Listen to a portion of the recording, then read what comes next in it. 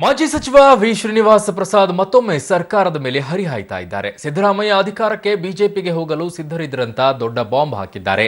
Siddaramaiah JDS ಬಿಟ್ಟಾದ Advani ಭೇಟಿ ಮಾಡಿದ್ರು. ಆಗ್ಲೇ ಬಿಜೆಪಿ ಸೇರೋಕೆ ಮಾತುಕತೆ ನಡೆದಿತ್ತು ಅಂತ ಆರೋಪ ಮಾಡಿದ್ದಾರೆ. ಈ ನಡುವೆ ಗೃಹ ಸಚಿವ ಪರಮೇಶ್ವರ್ಗೆ ಕಣ್ಣು ಕಾಣಲ್ಲ, ಕಿವಿ ಕೇಳಲ್ಲ ಅಂತ ಟಾಂಗ್ ಕೊಟ್ರೆ ಮಲ್ಲಿಕಾರ್ಜುನ ಖರ್ಗೆ ದಲಿತರ ಪರ ಮಾತನಾಡಲ್ಲ, ಅವರಿಗೆ ದಲಿತರ ಪರ ಒಲವಿಲ್ಲ ಅಂತ ನೇರ ಆರೋಪವನ್ನ ಮಾಡಿದ್ದಾರೆ. ಇದೇ ಕಾಂಗ್ರೆಸ್ ಮತ್ತೆ ಜೆಡಿಎಸ್ ಸರ್ಕಾರ ರಚನೆ ಮಾಡಿದಾಗ ಧರ್ಮಸಿಂಗ್ ಅವರು ಮುಖ್ಯಮಂತ್ರಿ ಆದಾಗ ನೀವು ಡೆಪ್ಯೂಟಿ ಚೀಫ್ ಮಿನಿಸ್ಟರ್ ಆಗಿ ನಿಮ್ಮನ್ನ ಜಾತ್ಯತೀತ ಜನತಾದಳಕ್ಕೆ ಸೇರಿಸಿದ ಮೇಲೆ ಬಿಟ್ಟು ತೆಗೆದ ಮೇಲೆ ನೀವು ಹೊರಗಡೆ ಇದ್ರಿ, ಪಾರ್ಟಿ ಉಚ್ಚಾಟನೆ ಮಾಡಿ. ಬಿಜೆಪಿ ಇಲ್ಲ, ಸಾಕಷ್ಟು ಸ್ಟ್ರೆಂತ್ ಇತ್ತು. ನೀವು ಹೋಗಿಯಾಗ ಲಾಲ್ ಕೃಷ್ಣ ಅದ್ವಾನಿ ಅವ್ರು ಭೇಟಿ ಆಗ್ಲಿಲ್ವೇನ್ರಿ? ನೀವು ಸಪೋರ್ಟ್ ಕೊಡಿ ನಾನು ಸರ್ಕಾರ. ಅವ್ರು ಏನ್ ಹೇಳೋದು, ನಿಮ್ ಮುಖ ಕೊಡ್ದಂಗೆ ನಮ್ಮದಿರ್ಲಿ, ನೀವ್ ಎಷ್ಟು ಜನ ಕರ್ಕೊಂಬಪ್ಪ ಆಮೇಲೆ ಸಪೋರ್ಟ್ ಕೊಡ್ತೀವಿ ಅಂತ ಹೇಳಿ ಕಳಿಸ್ಲಿಲ್ವಾ?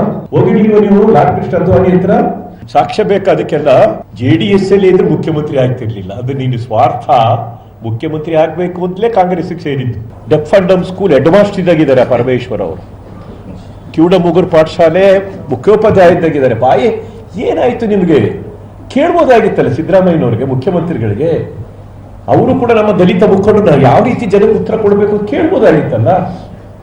ಮಾತಾಡ್ತಾರೆ ಖರ್ಗೆ ಅವರು. ಯಾವ ನೈತಿಕತೆ ಇದೆ ನಿಮ್ಗೆ ಮಾತಾಡೋದಕ್ಕೆ? ಇವತ್ತು ನಾಚಿಕೆ ಆಗೋದಿಲ್ವೇ ನಿಮ್ಗೆಲ್ಲ? ಖರ್ಗೆ ಅವ್ರಿಗೆ ಕೇಳಕ್ ಆಗ್ತಿರ್ಲಿಲ್ಲ. ನಾನು ಬೇರೆ ಹೇಳೋದು ಬೇರೆ ಬೇರೆ ವಿಷಯಗಳು ಪ್ರಸ್ತಾಪ ಮಾಡ್ಬೋದು. ನಾವು ನಿಮ್ ಜೊತೆ ಒಡನಾಟ ಇಟ್ಕೊಂಡಿಲ್ಲರಿ. ದಲಿತರ ಚಿಂತನೆಗಳು, ಅವ್ರ ವಿಷಯಗಳು ಬಂದಾಗ ದೌರ್ಜನ್ಯ, ದಬ್ಬಾಳಿಕೆ, ಮತ್ತೊಂದು ಯಾವುದೇ ವಿಷಯಗಳಲ್ಲಿ ಕೂಡ ನಾವು ಚರ್ಚೆ ಮಾಡ್ತಾ ಇದ್ದಿದ್ವಿ. ನಾನ್ ನಿಮ್ಗೆ ಕಷ್ಟ ಕಾಲದಲ್ಲಿ ನೀವು ಸಚಿವರಾಗ್ಲಿಕ್ಕೆ ಕರ್ನಾಟಕದ ನಾನು ನಿಮ್ಗೆ ಸಹಾಯ ಮಾಡಿದ್ವಿ. ನಿಮ್ಮಂತವ್ರು ಇವತ್ತು ಯಾವ ಮುಖ ಹೊತ್ಕೊಂಡ್ ಬರ್ತೀರಾ? ನೋಟುಗಳ ಕತೆ ಆಯಿತು, ಈಗ ಬೇನಾಮಿ ಆಸ್ತಿಗಳ ಕತೆ. ಕಪ್ಪು ಹಣ ನಿಯಂತ್ರಣಕ್ಕೆ ನೋಟ್ ಬ್ಯಾನ್ ಮಾಡಿರುವ ಪ್ರಧಾನಿ ನರೇಂದ್ರ ಮೋದಿ ಈಗ ಬೇನಾಮಿ ಆಸ್ತಿಗಳ ಮೇಲೆ ಕಣ್ಣು ಹಾಕದಂಗೆ ಕಾಣುತ್ತೆ. ರಿಯಲ್ ಎಸ್ಟೇಟ್ ಮೂಲಕ ತೆರಿಗೆ ವಂಚಿಸಿ ಬೇನಾಮಿ ಆಸ್ತಿ ಮಾಡಿರುವವರ ಮೇಲೆ ಕ್ರಮ ಕೈಗೊಳ್ಳುವುದಾಗಿ ನಿನ್ನೆಯಷ್ಟೇ ಮನ್ ಕಿ ಬಾತ್ನಲ್ಲಿ ಪ್ರಧಾನಿ ಹೇಳಿದ್ದರು.